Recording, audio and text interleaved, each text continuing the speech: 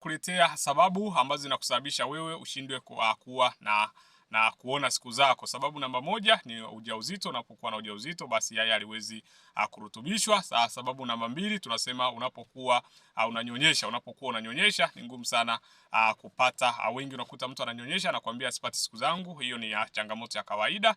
Lakini sababu namba tatu ni matumizi ya njia za uzazi wa mpango za kisasa, vile vidonge. Njia zozote ambazo utatumia basi zinaweza pia zikakuasili kuweza kupata siku zako. Lakini sababu nyingine ni menopause. Unapofunga siku zako, unapofikia umri wa kufunga, umri ambao tunasema kukoma kwa hedhi, utapata siku zako. Lakini sababu nyingine tunasema ni matumizi ni kwa hormone imbalance. Unapokuwa na changamoto ya hormone imbalance, basi utashindwa kupata siku zako.